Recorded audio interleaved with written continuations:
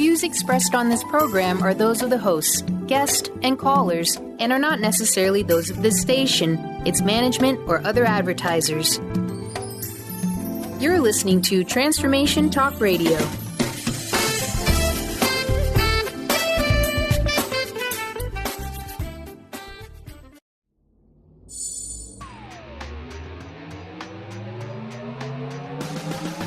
Reclaim your power and learn to live your most amazing life with Mike Murphy Unfiltered Radio.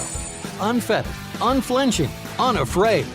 Tune in every Thursday from noon to 2 Pacific Time on TransformationTalkRadio.com as Mike explores authentic and relevant truth and powerful conversations with some of the world's most renowned game changers.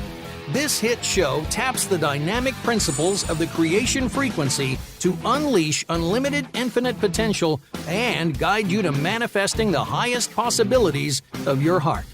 Level up your life and rewire your programming. Think new thoughts and create true freedom. Let's expand energy, build true health and explosive frequency consciousness together. Powerful people, powerful conversations, powerful listeners. Infinite possibilities, fostering peace and joy with an unfiltered heart. Now, here's Mike Murphy, Unfiltered.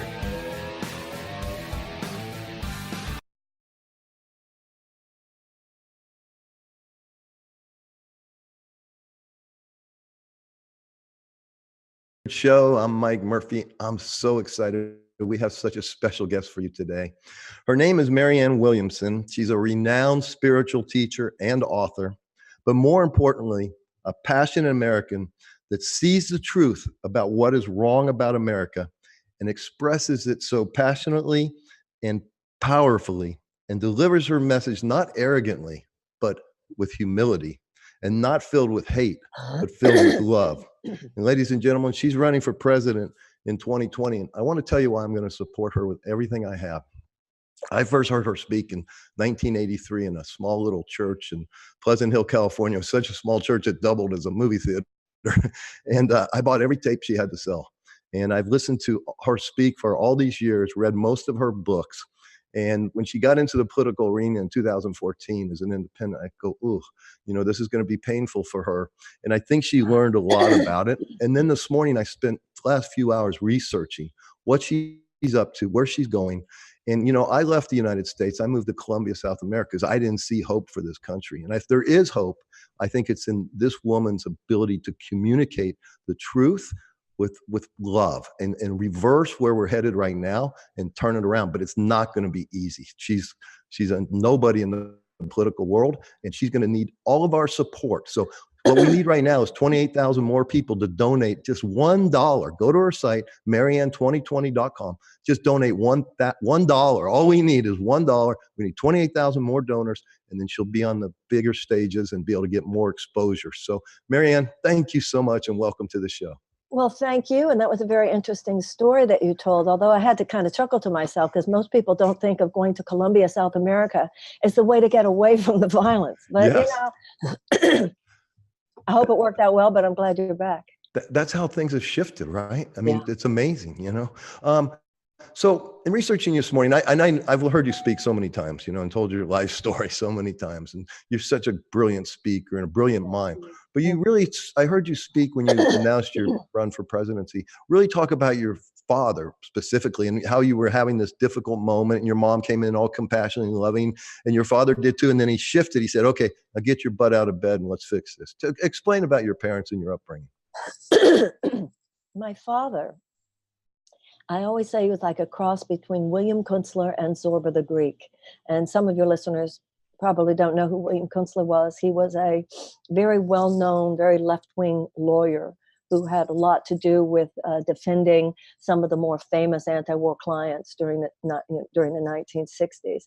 My father was a real magical character. He had grown up in poverty, rather deep poverty, immigrant parents, had to leave high school because he was the only person who in his family who could get a job at that time. The Depression years upon them.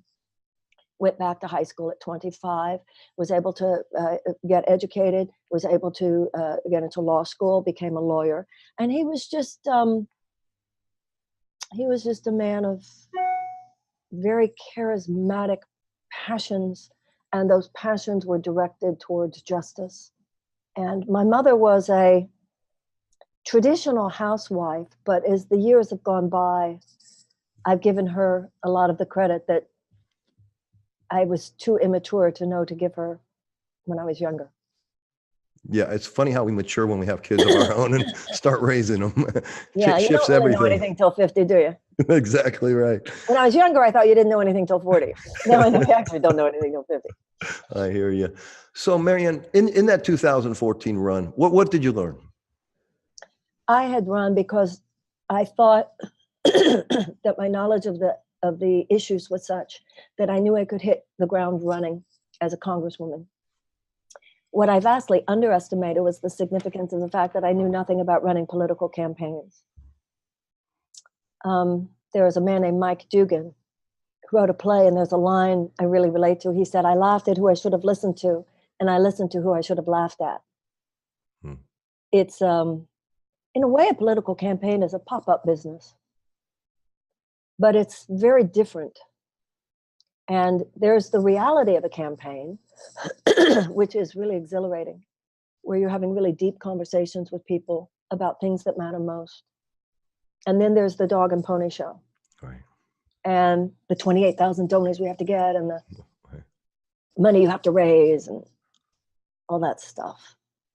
So I look at my congressional race, and when Barack Obama ran for Congress the first time, he lost by 30 points to Bobby Rush. And that's true of so many people. That losing a congressional race is sort of like the political equivalent of the start of marriage. Oops, then there was that. But hopefully, listen, you learn from failure as much as you learn from success. That's what I have learned. And I think the only thing you really should consider a failure is something you didn't learn from. So I couldn't be doing what I'm doing now had I not already done that. I read a book by Ray Dalio where he said, if you're going to live a meaningful life, you're going to fail at some point. If you fail, fail well. So I like to think that was a failure that I did well. I learned. I feel I left it with my dignity intact. People were, I think people, it's funny, I think, and I see this in an individual lecture as well. If I say something that's off, people are alert. Is she going to admit that that was off? Or if I'm attacked, they're looking to see how you take the attack. People observe how you are in failure, just like they observe how you are in success. And it's part of what shows to other people and also to yourself who you are. Right. And one major shift that you've done this time is now instead of as an independent, you're running as a Democrat. And what about the staff around you? Have you hired better people or different people to run your campaign? How's that work? I've been a Democrat all my life, but I'm also very aware of the history of parties and third parties, particularly over the course of American history. Political parties are not mentioned in the Constitution. And George Washington warned us about them in his farewell address. And what he warned about is exactly what happened. He says it makes factions more important than ideas. So in our history, abolition came from the Abolitionist Party, women's suffrage came from the Women's Party, even Social Security came from the Socialist Party. So when I ran for Congress, it felt like a principled position to run as an independent. Now I have to, even though I made it clear, I would caucus with Democrats and so forth. I saw myself as a kind of Bernie Sanders that way. First of all, it was a very naive thing to do because I don't know why I thought that the Democrats were going to say, oh no, to that. But more than that, that was a different time. Today, the way things are now, with Trump having been president for 2 years, I see political party issues as kind of like maybe a broken hand, broken leg. Whereas I see the agenda of this administration more like a bullet near the heart. So I wouldn't do anything. I wouldn't do anything to risk even taking 10 votes away from someone who could beat Donald Trump in 2020, whether that nominee is me or anyone else. Gotcha. And I believe you supported Bernie Sanders in the last election, but I found it curious on your website, I think on your personal website this morning, I read where you wrote an open letter to Hillary Clinton. As a woman, I'm sure you wanted a woman to succeed, but you really called her out on her connection with Wall Street, Big Pharma. And, so I'm assuming that played a role in not supporting her. How do you see that? Because I've heard you speak about how these big corporations run the government runs the people, and we've lost really our ability to be free and to make a difference in this system that we have right now. How do you say? I feel she should have read that open letter, taken it seriously. Yeah. I feel that there is a difference between wealth and aristocracy. Wealth is people can get rich. That's good. There are a lot of very wealthy people in America who have created their wealth in very righteous ways. But there is a difference between wealth and aristocracy, meaning wealth means people made money. Making money is good. The problem in America is not that some people can make a lot of money.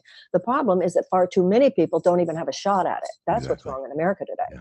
Yeah. The difference between wealth and aristocracy is that wealth means people have money. Aristocracy means your government now behaves in such a way as through policies to make it easier for people who already have a lot of money to make more money and harder for people who don't have any to even make it at all. That is what is wrong with our country today. So this is not about demonizing people. It's about recognizing the way systems have diverted our functioning away from democracy to aristocracy. You can call it a plutocracy or a corporatocracy, whatever you call it. It's the same thing we were repudiating in 1776. Mm-hmm. What we repudiated in 1776 was a system of government in which only a small group of people had easy access. Well, in Europe at that time, they were the only ones who had access at all. They were the only ones who could own land. They were the only ones who could be educated. They were the only ones who could create wealth. Everyone else was just basically a serf serving them. So we are now functioning in a way that through government policy, only a small group of Americans really have easy access to education, easy access to healthcare, and easy access to a lot of the economic opportunities that should be a level playing field and should belong to everyone. Yeah. I do not feel that a candidate or a candidacy that represents a better version of that is enough. Yeah. We need a serious disruption. We need a serious intervention, really, because this has been going on for 40 years. And we need Franklin Roosevelt called people who represent these kinds of ideas economic royalists. Yeah. They've been, this force has been with us from the beginnings of our country.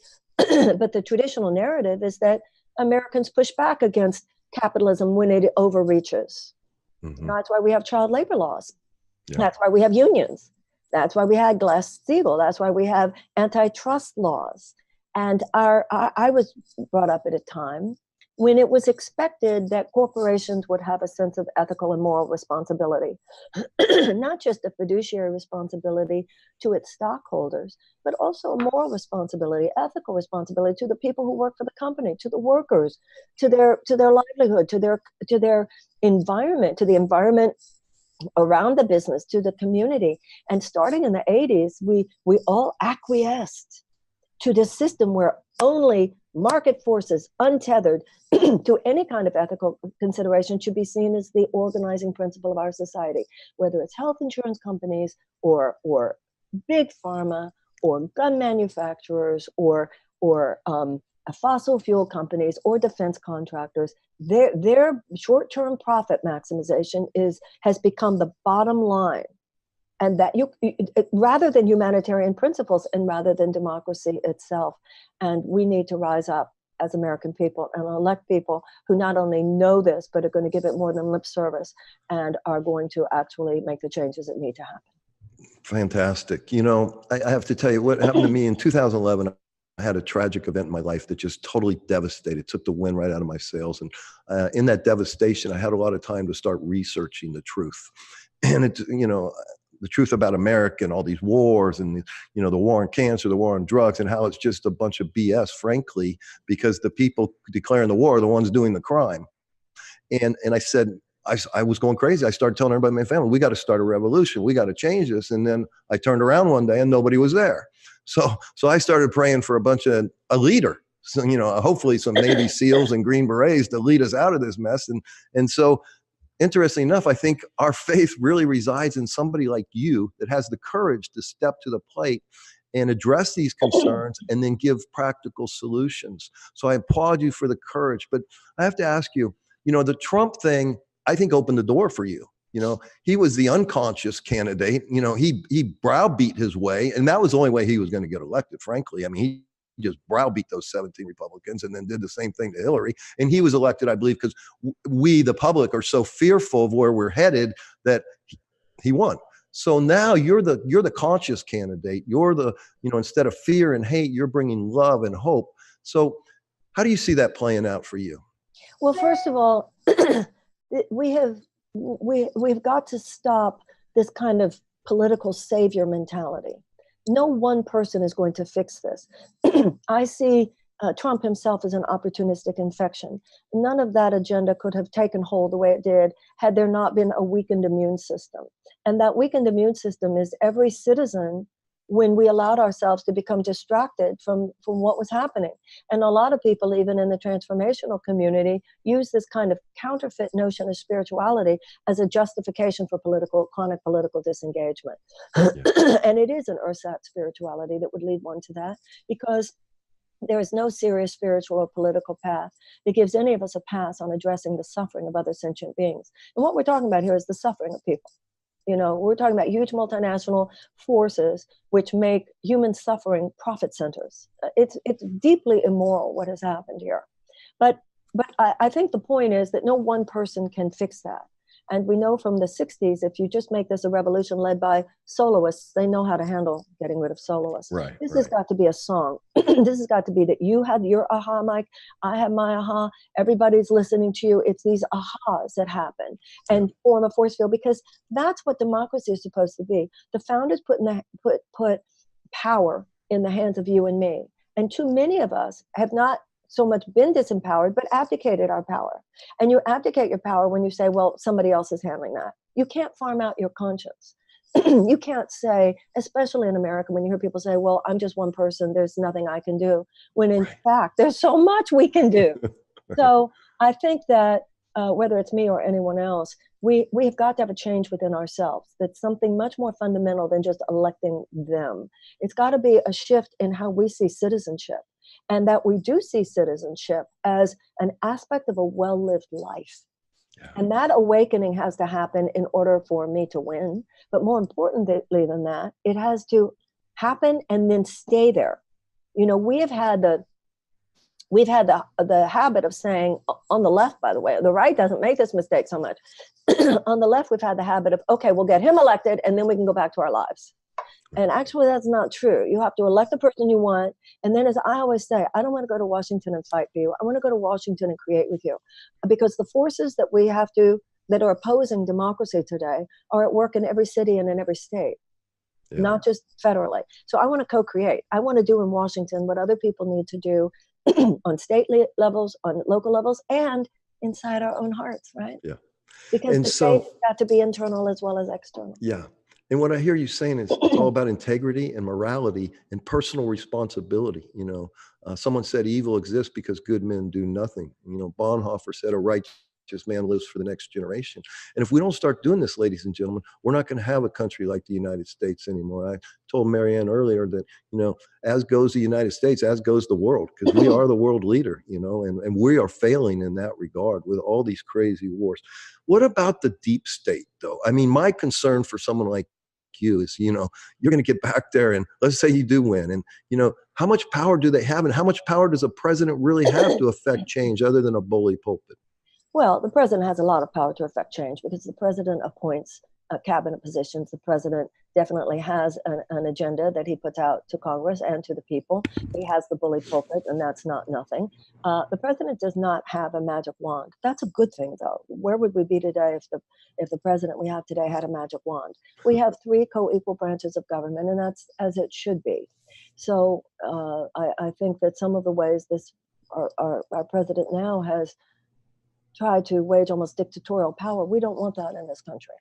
But once again, the power source that too many of us have forgotten is the power of the citizen, the power of the people. So no, I can't go in there and fix everything overnight. As a matter of fact, based on some of the things you've already mentioned, I personally believe we have a good 20-year healing process in front of us. What I would like the American people to give me is the opportunity to open the door to that healing process, to do a real chiropractic adjustment on our democracy, remind people and imbue our policies again with the major principles of American democracy, that all men are created equal, that God gave all men the unalienable rights of life, liberty, and the pursuit of happiness, and that governments exist to secure those rights. And then, of course, when Lincoln said, in addition to those lines from the Declaration of Independence, when Lincoln said that ours was to be a government of the people, by the people, for the people. We are now a government of a few of the people, by a few of the people, and for a few of the people, of the major multinational corporate conglomerates, by the national multinational corporate conglomerates, and for the multinational corporate conglomerates. We have a situation where one major political party thinks that's a good idea.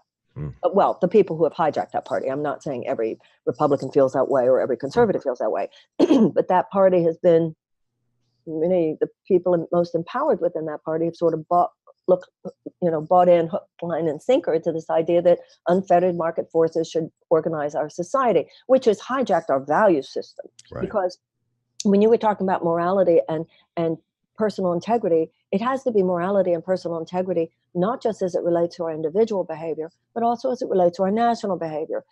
Selling the Saudis $100 billion in arms, knowing that that is being used for aerial support while they prosecute this genocidal war on the Yemenis. Tens of thousands have starved, including children. So we need to extend our sense. However, the problem is not just that one major political party has bought into that hook, line, and sinker. We have a problem with the other major political party too. And Democrats need to be able to look at this so that we can heal it and fix it and solve it. Too many times the Democratic Party, not everyone in the Democratic Party at all, but too many times major powers within even the Democratic Party have looked at the situation you and I have been talking about and been willing to address the pain on the periphery. But even they not willing to address and to challenge the underlying forces that make all that pain inevitable. And that's what I'm doing. And that's why I think people need to realize that just electing a Democrat isn't going to fix this. You need to elect one of the Democrats who you feel a Democrat would be a serious disruptor of the situation as it is. Marianne, so today with social media and all this stuff, like here, I can do this radio show and everybody can get their little voice out there, right? But what frightens me is this censorship, the fact that, someone at Google or someone at Facebook, they're going to decide what gets published and what's right, what's fake, what's real. How do you see that? I see it as very real. I've seen it even in my campaign. This is starting to crack. This is starting to change. I think I mentioned to you, I'm going to have a very exciting announcement to make very shortly, but not quite yet. But I have seen that there is an elite within the political establishment and the media who decides who they say is a credible candidate. So they call you a long shot, and only because they say that are you made that way. And the truth of the matter is the Constitution says that in order to be qualified to be the president, you have to have lived here for 14 years, you have to be 35 years and older, and you had to have been born here. The Constitution does not say you had to have been a congressman or a senator or a governor, because they were leaving it to every generation to determine for itself what skill set that generation feels is most necessary to navigate the times in which it lives. So this is an embodiment, this is a microcosm of this veiled aristocracy, this club that appoints itself gatekeeper, that decides, we'll tell you, even though the people that we're supposed to feel are the only ones qualified to take this car out of the ditch are the people whose mindset is embedded in the very thing that brought us into this ditch. Not to even mention the fact that somebody who thinks, 2 terms in Congress gives you the gravitas and the expertise to do this job, obviously don't know what Congress people do all day. Right. So I see it. I've been in the middle of it. But at the same time, I'm also seeing it start to crack. Like I said, I have a big announcement to make soon. So it's starting to crack, but I've been experiencing it in the last few weeks and months. It's like when somebody on a mainstream television show talks about who's the candidate and doesn't mention me, I'm like, well, that actually is fake news. So that's only one small piece. It's also why we don't adequately fight climate change, because it profits for for fossil fuel companies. We don't have gun safety laws that are appropriate because of profits for gun manufacturers. We don't have universal health care because of profits for health insurance companies and big pharma. And we don't wage peace the way we should because of defense contractors. So I'm not comparing those situations to what I've been going through trying to penetrate this field, but it is part of the same veiled aristocratic mentality by which a few people think that they have the right to determine basically the lives of not only millions of Americans, but what you were saying before, Mike, people all over the world. Right, right. A very wealthy guy once said, I don't care who makes the laws, let me control the money and I'll make the laws, right? And so we have $22 trillion in debt. We're going to pay $389 billion just in interest on that debt this year. What's your position on the federal? I mean, why would a sovereign government like the United States allow a bunch of private bankers to print our money, lend it to us, and charge us interest? What's your position on the Federal Reserve? Well, the Federal Reserve, of course, was established by those bankers, and I certainly believe it should be audited. Right. But the problem goes deeper even than that's just the mechanism by which it occurs. Once again, it's not the mechanism itself. Just calling it on the mechanism is not the issue. The issue is how undemocratic is a situation where only a few people are making those decisions to begin with. Whether you're talking about the debt or the deficit, those situations came about because of specific policies that were promulgated in order to protect this small group of people. I mean, when you're talking about bankers, hello, how much more central could you be to the financial and corporate elite that sort of makes the world go round? Right. So at this point, I think we need to address the fact that bad decisions brought us here and good decisions will get us out of this mess. And it won't be immediate. We need to repeal the laws, the tax cuts that were in 2017. We had a $2 trillion tax bill. 83% of every dollar goes to the very, very richest among us. And of course, the canard is, that's good because the money will trickle down from them and then it will lift all boats. Well, after 40 years, it's very clear. It not only didn't lift all boats, it left millions of people without even a life raft. Mm-hmm. And it has created tremendous wealth inequality, left 40% of Americans struggling just to make it. Going back to the policy changes, however, not only do we need to repeal those tax cuts, but we also need to stop with these ridiculous subsidies that we pay to those very entities that are already bringing in billions of dollars of profits. Right. Now, as you are well aware, I'm sure, especially now, we will not be overturning Citizens United anytime soon, which is what really opened the floodgates. But Mike, even with what you're saying, this stuff was happening even before Citizens United. So what Citizens United has done is made people realize how bad it is, more than it has, it's just become more overt. This is not this is not a covert takeover of the U.S. government that we're experiencing. It's an overt corporate takeover of the U.S. government. And the American people are the only antidote is a real rising up of the consciousness of the American people. Somebody told me the other day that in the health and wellness community, and he is a very responsible person, but I don't know where he got this particular statistic, but he said that 49%, somebody had done some poll, and that only 49% of the people in the health and wellness community theoretically even voted in the election. So I think something that you and I can really address is this idea among too many in the transformational world who are disengaged. When I've always felt, Mike, we should be the biggest grown-ups in the room. Yeah. We are the last people who should be standing over on the periphery, because if you know how one heart changes, you're the one who knows how to change the world.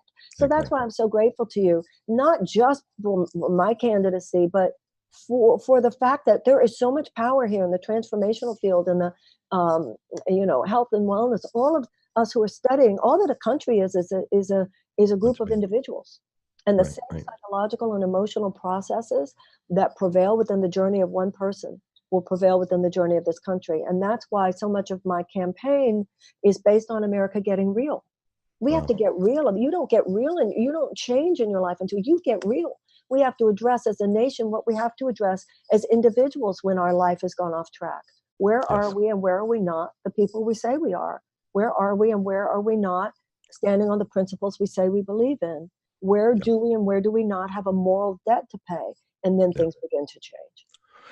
Ladies and gentlemen, we got to take a quick break. I hope you're getting this, and I hope this is resonating in you like it is in me, how together we can really make a huge difference in this country and really save it, in my opinion. In Marianne's great book, Return to Love, she wrote a very special poem. And when we come back, I want to ask her about that poem, how it got attributed to Nelson Mandela, ended up in a famous movie, and I want to hear a little bit about that. So I hope you stay with us, and we'll be right back.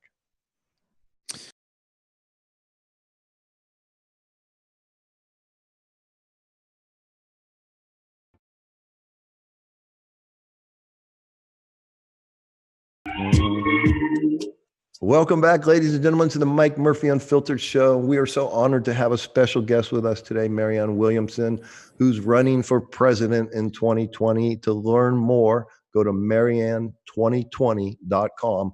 And she's addressed all the issues there, the who, why, what of who she is, what she is, and why she's doing this. And you can learn a lot. And I just hope you will support her like I'm going to support her, because I really believe this is crucially important to the future, not only of our lives, but our children and our grandchildren. When I just left you, I mentioned the poem that Marianne wrote in her book, Return to Love. I just want to share it with you because it's my favorite poem. I'll just give you the short version. It goes, "Our deepest fear is not that we are inadequate. Our deepest fear is that we are powerful beyond measure.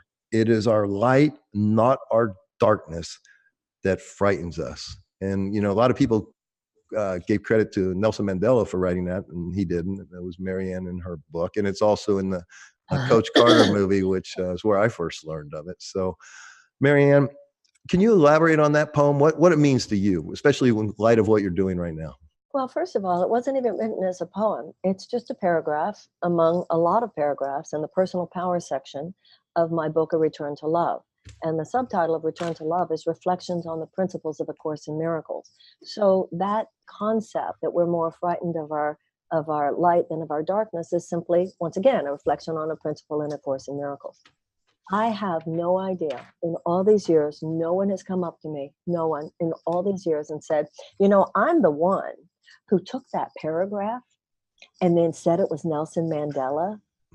I have no idea how it happened. Nelson Mandela's office has said he never used it, he never quoted it. I'm grateful that it has meant so much to people, but I always feel like if you like the paragraph, you'd love the book. There are a lot of paragraphs in that book. So to me, it's a little bit of a mystery, actually. That book was a huge book was a huge bestseller. I think it was 92 or 93. 92, A Return to Love. Yeah, like just amazing bestseller. So if you haven't read it, folks, I encourage you to get it and read it. Marianne is president. So the United States currently spends $611 billion in military spending. China's second at $215 billion. We're 300% higher. In Russia, only $69 billion. As president, how would you address the military spending in this country? All right. First of all, theoretically for this year, it's going to be $718 billion. I think that what the American people need to realize is that our national defense agenda is not run according to an agenda for peace in the world 50 or 100 years from now. You quoted Bonhoeffer a few minutes ago, who said that no generation should live only for itself. Our economic system has nothing to do with planning for economic vibrancy 25 years from now. If it did, we would be taking much better care of our 10-year-olds today. And similarly, our national security agenda is not driven so much, if at all, really, by an agenda for peace creation, but rather, once again, a short-term profit maximization for defense contractors. I'll give you an example. Our Air Force has ordered 100 airplanes called the B-21 Raiders. And the B-21 Raider is $550 million each, and each one carries both conventional and nuclear weapons. Now, you drop 5 of those, it's over for human civilization as we know it.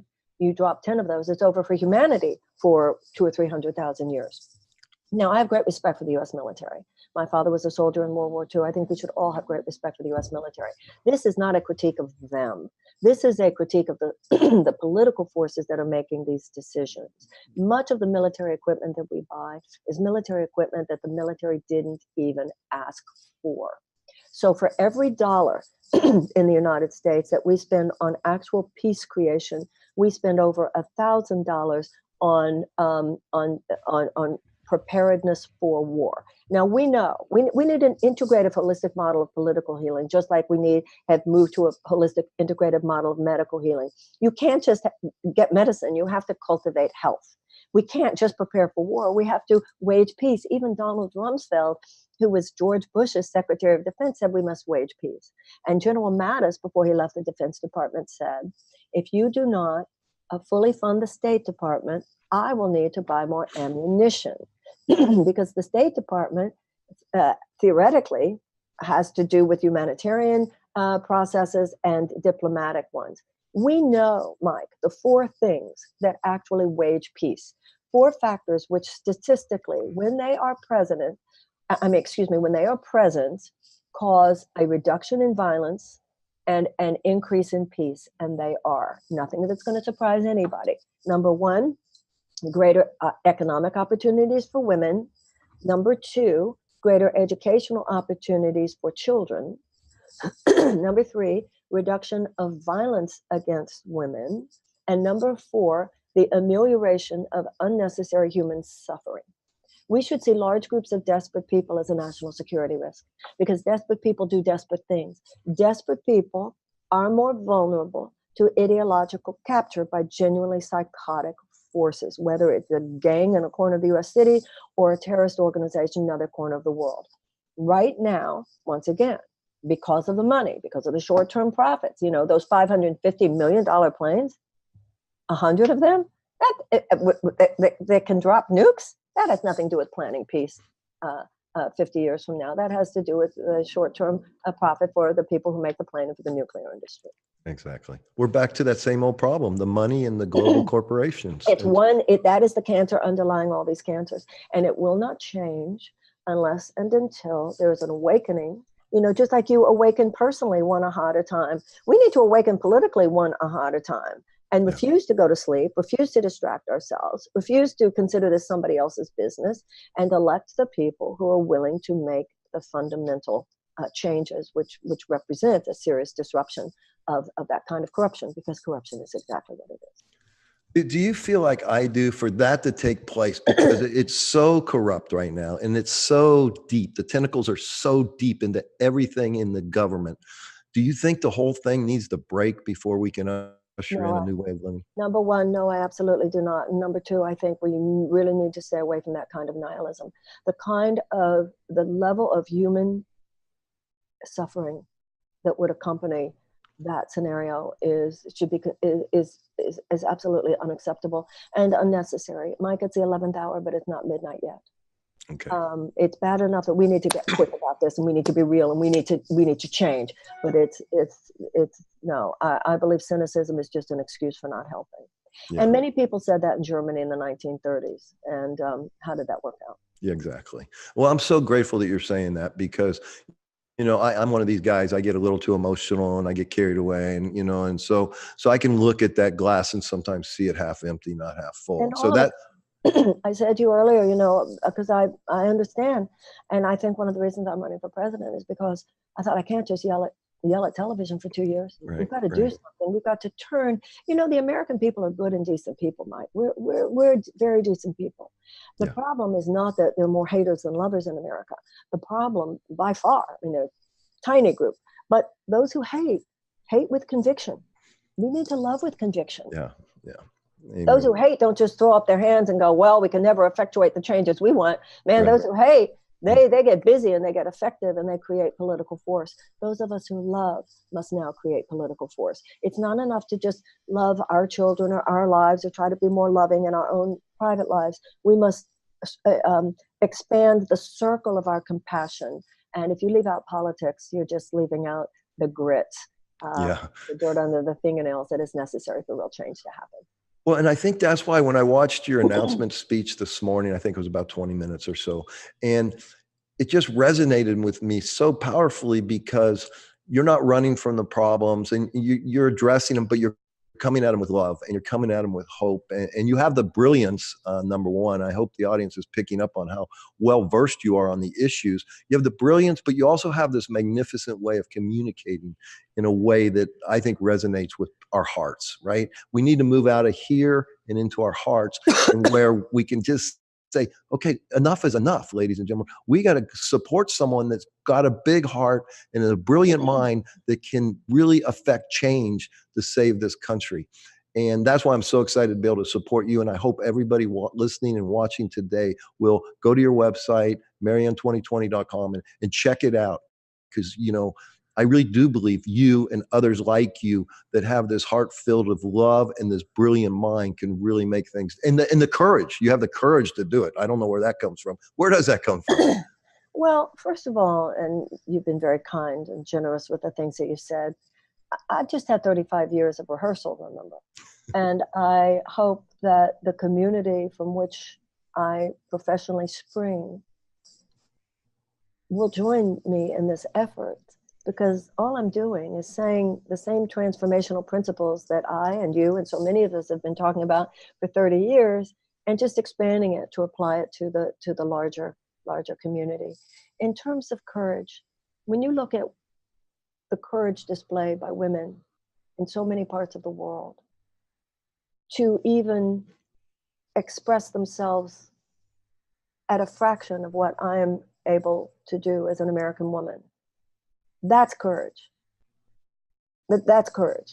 That you could be stoned to death, that you could be tortured. There are places in this world where if I said a fraction of what I have even said to you on this program, I could be thrown in prison and tortured. And that is not an overstatement. So I think we need to really make the bar higher. American women are not porcelain dolls. This is a traumatizing time, I admit that. But we need to realize those people who walked across the bridge at Selma, certainly they were traumatized, but they continued to walk. And those women who were thrown in jail for marching for the women to have the right to vote, and when they went on hunger strike because of the terrible conditions in the prison, the guards put these metal contraptions on their neck and to force feed them. This is stress, that's anxiety. Right. So we need to all be a little less precious. Yeah. So I appreciate the kindness and the generosity you show, but also from the things you've said. You know how it really goes down in this world. Right. Americans need to grow up a little bit here. If it takes some courage to show up for your country, then show some courage. Yeah, we need that depression generation to come back and show us some grit, I think. And also one of the things I see in our community that's just pathetic, really, is this brand protection. Everybody, I don't want to say anything that might make some of my customers not, please give me a break. Yeah.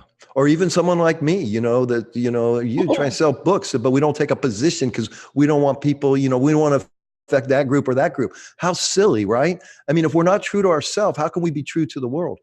And also, conviction is a force multiplier. I think people respect conviction. Yeah. Yeah, it resonates. Living a meaningful life is not a popularity contest. Yeah. And I think particularly for women, there's such a deep-seated hope that you'll approve of me. And I always say if you're getting applause with everything you say, you're probably not saying the right stuff yet. Right. Let me ask you this, and I'm going to dive into some controversial. Let me talk about this because you brought up Selma, and I know you have a position on reparations for the African American community, which I agree with. But I think some people take it the wrong way, like you're going to give individuals checks. No, you want to rebuild that community, right? And I have a business in Oakland, so I'm passionate about rebuilding that community as well, because I really believe that community was destroyed by our government officials and the deep state. So what is your plan for that? So I don't think the average American is a racist. I don't. But I do think the average American is vastly undereducated about the history of race in the United States, partly because of what people learn in school. Too many people think, well, we had a civil war and that ended slavery, and then we had a civil rights movement, so everything's cool. No, everything's not cool, which is not to minimize the efforts, sacrifices, and struggles of our ancestors. But this is what actually happened. There were 4 to 5 million slaves at the end of the Civil War, and General Tecumseh Sherman promised that every former slave family of 4 would receive 40 acres and a mule. Now, we say that, but think about what that would have meant. You were a slave, so you certainly had a skill set. Hello. But now you're freed. But as Martin Luther King would say 100 years later, what were they freed to? They were going to have a way to make a living. So the old slave master wasn't going to turn around and give you a job. But if you had 40 acres and a mule, you could till your own soil and you could start over. Most of the cases that was not given, and even in the cases where it was given, in most of the cases it was taken away. The war was over in 1865. The federal troops remained in the South to ensure that slavery would not be reinstituted until 1877. At that time, once the federal troops left, the Southern legislatures began passing what were called the Black Code laws.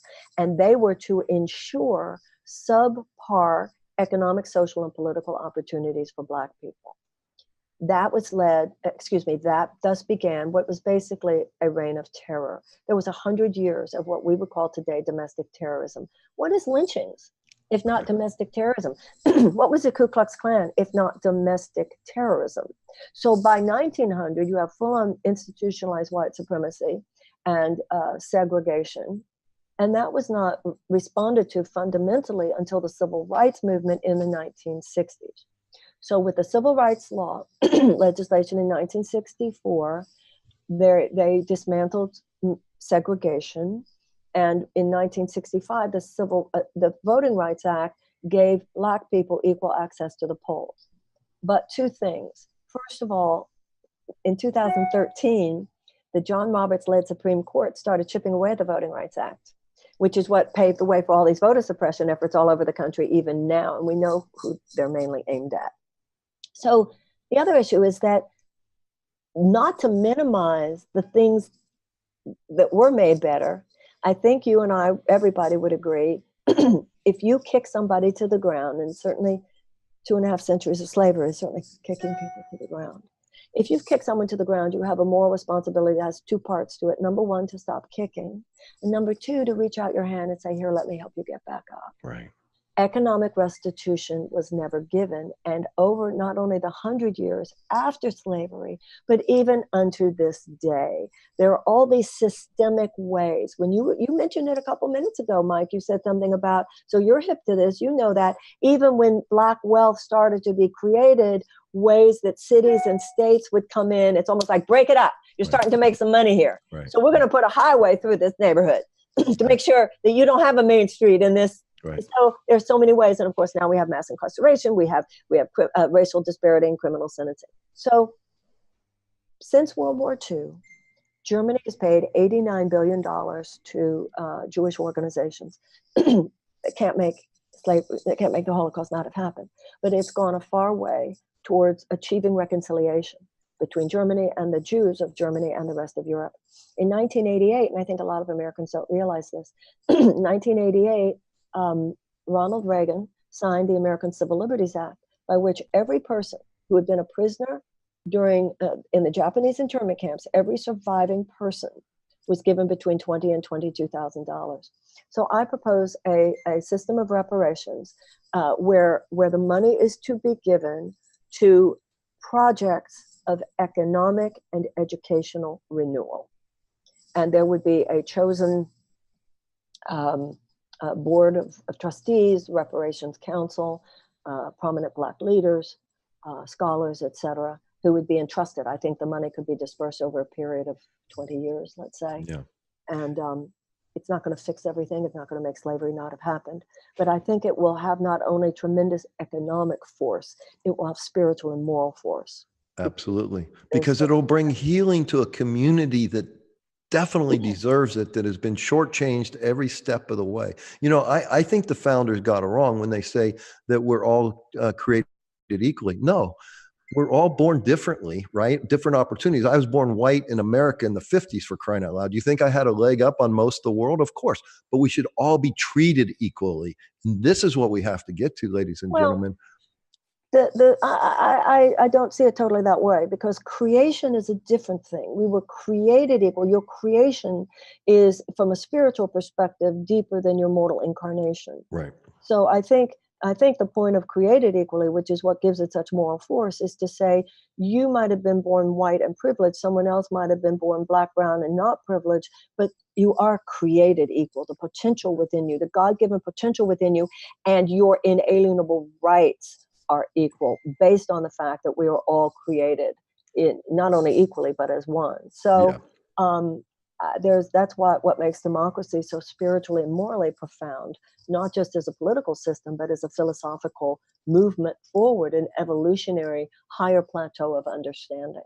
Yeah, the only difference I would say is I'm speaking primarily like to the elite, for example. They're born elite, so they think they own the world and they get to control the world. And I'm saying, hey, no, we're all born children of God, and we should all be given the right to create the best version of ourselves and the best version of our life. So what that means is that you actually do agree with the founders. To a certain degree, yes. Well, that's what they said. Now, the fact that 41 of them were slave owners was exactly an issue, but of those who wrote it, yeah. No, that is what. All right. So, Marianne, we just have a couple minutes here. So, in closing, what can we do to support you? What can we do to love you and thank you. Take care of you? Well, first of all, I'm so grateful to you for saying that. I'm so grateful to you for having me on your program. As you said before, if anybody goes to Marianne2020.com, so there's a twofold issue here. Sign up, be on the mailing list, volunteer if you feel moved. That would be fabulous. I need 28,000 more, and I don't know how many more we'll need when somebody's watching this in some of the replays, but 65,000 total unique donations in order to make it onto the DNC debate stage when those debates start in June. And then, of course, and we've raised, I look at the money we've raised. We had the FEC filing deadline last night. Now, to me, it's like a lot of money because all of that will be made public in a couple of weeks. But, compared to what the traditionals have, we've raised enough money. We've raised enough money that, we've raised over $1 million. So we have enough money that we have 2 people in New Hampshire. We have 2 people in South Carolina. And I'm just thinking, we're rolling. And then you say, yeah, well, they have 10 or 12 or 15 people, Miss Williamson. So, we have an infrastructure. We're doing it. We're making it happen. The feeling on the ground is amazing. But it's like you said before, Mike, if we really want this to be a contender on the levels of the material plane that we need it to be, got to get in there, put it on your Facebook page, put it on your Instagram, talk about it, get people to pay even $1, follow me on Twitter, retweet, this our community knows what to do when we want to create buzz. So I gotta wrap it up, but I will say I personally donate the max. I don't know if it's 2,700, 2,800. I signed up today to get text messages. So go to Marianne 2020, sign up for all this stuff. Please donate. Even if you just sign up and donate $1, we really need your support. And let's support this woman all the way to the White House. Thank you, ladies and gentlemen, and we'll see you next time. God bless you. Thank you so much. You've been listening to Mike Murphy, unfiltered, unfettered, unflinching, unafraid, on TransformationTalkRadio.com.